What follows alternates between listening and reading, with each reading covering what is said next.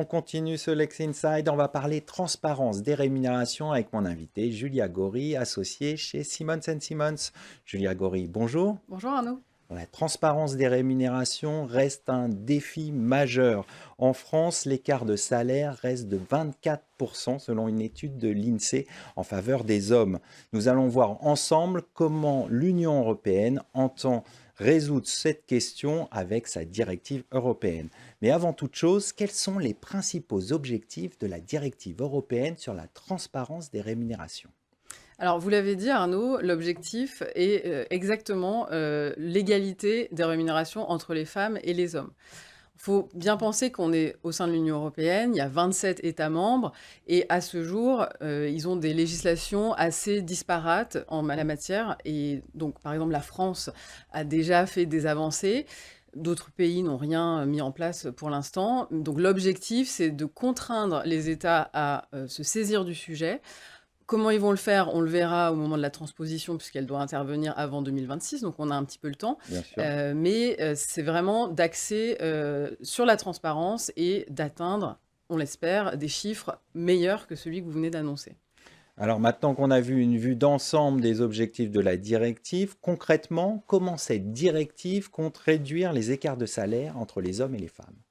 Alors concrètement, il y a 4 axes dans cette directive. Vous avez d'abord véritablement la transparence à l'embauche, d'abord, qui D'accord. en France, par exemple, est quasiment inexistante. Il n'y a pas d'obligation à ce titre. Et ensuite, tout au long de la vie du contrat, où les salariés pourront demander à l'employeur où ils se situent par rapport à leurs collègues. Probablement pas sur une base nominative, mais en tout cas par rapport à une catégorie de salariés au sein de laquelle ils sont. Ensuite, vous avez un calcul des écarts de rémunération, ce qu'on D'accord. connaît déjà en France avec l'index égalité professionnelle, mais là, ce sera beaucoup plus détaillé pour vraiment contraindre à une transparence. Ensuite, vous avez un rôle des partenaires sociaux qui est accentué, puisqu'ils vont pouvoir avoir des informations sur les écarts et collaborer avec l'employeur pour corriger ces écarts.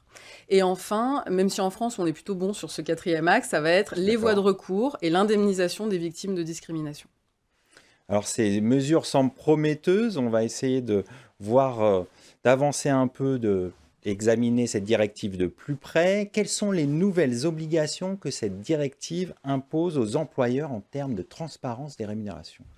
Alors, elles sont nouvelles, ces obligations, mais comme je disais, pas entièrement en France.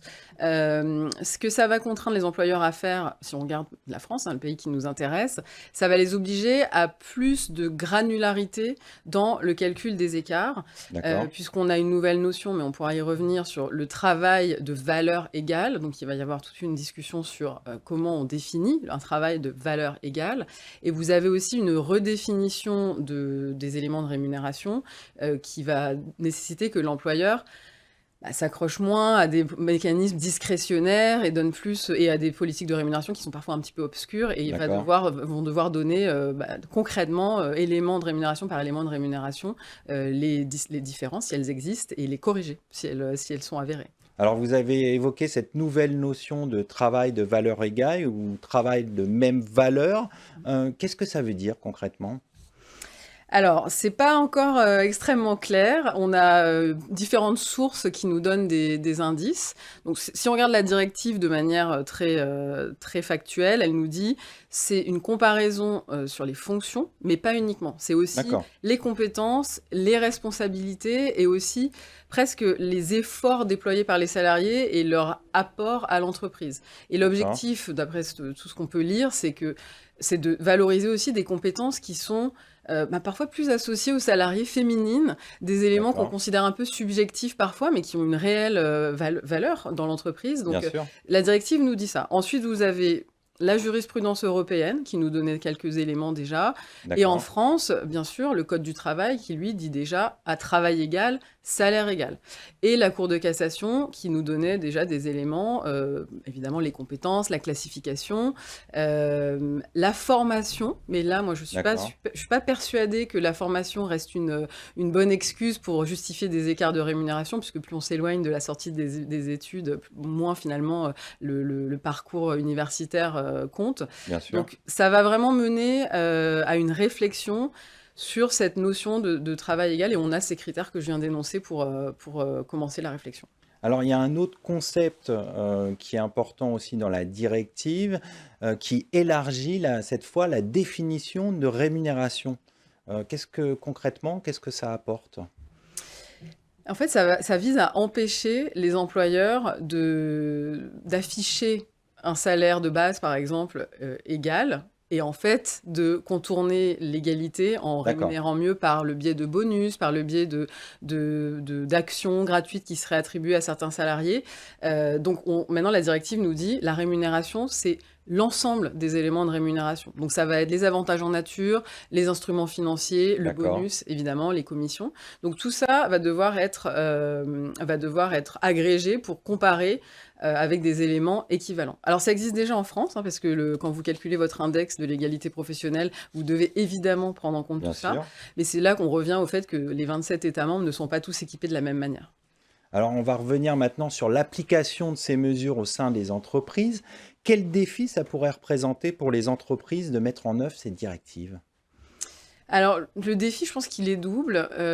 Pour toutes les entreprises, ça va être de placer les gens dans des catégories, enfin de définir déjà les catégories de Bien sûr. salariés et d'ensuite Mettre les gens dans dispatcher, des cases, schématiquement. de mettre des gens dans des cases qu'on essaye de pas trop faire, mais là on est obligé pour pouvoir comparer ce qui est comparable. Donc les négociations salariales ensuite pourraient être un peu complexifiées.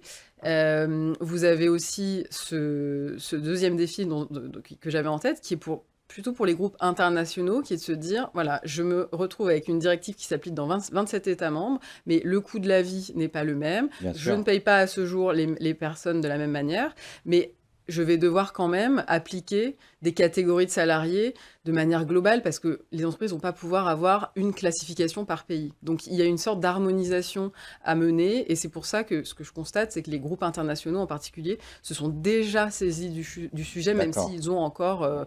2 ans quasiment pour mener à bien, enfin pour avoir la loi française et les autres lois concrètement. Donc il faut anticiper, je pense. Alors, anticiper, est-ce que vous avez d'autres conseils pratiques pour les entreprises pour se saisir de cette question qui est fondamentale? Je pense qu'il faut que les entreprises, surtout celles qui ont 50 salariés et plus, se saisissent du sujet maintenant et utilisent en fait les outils existants, comme donc l'index Bien d'égalité sûr. professionnelle, pour vraiment auditer leurs pratiques et faire l'exercice à la fois de constater si oui ou non il y a des écarts, et s'il y a des écarts, se poser la question, est-ce que ces écarts sont justifiables? Et à l'inverse, s'ils ne le sont pas, comment je corrige les écarts, augmenter les rémunérations des salariés femmes, et c'est maintenant qu'il faut le faire, parce qu'ensuite, on imagine, comme c'est déjà le cas d'ailleurs, que des sanctions à terme seront imposées. Pour finir, en quelques mots, est-ce qu'il pourrait y avoir des effets inattendus de cette directive sur les pratiques de rémunération des entreprises, selon vous? Ah oui, je pense que la transparence va obliger à plus d'égalité et si on fait un parallèle avec d'autres thèmes de diversité, et d'inclusion, puisque là on est en plein Bien dedans, sûr. en général la législation suit les développements, sociétaux, mais aussi amène les gens à parler plus des sujets et donc les entreprises sont obligées de suivre. Donc je pense que tout ça est très sain et une fois qu'on aura clôturé cette épineuse réflexion, on peut espérer qu'en effet, ça ait des effets positifs sur l'égalité femmes-hommes. On va conclure là-dessus. Merci Julia Gori. Je rappelle que vous êtes associée chez Simmons & Simmons. Tout de suite, on continue. On va parler TVA à l'aune de la directive VIDA.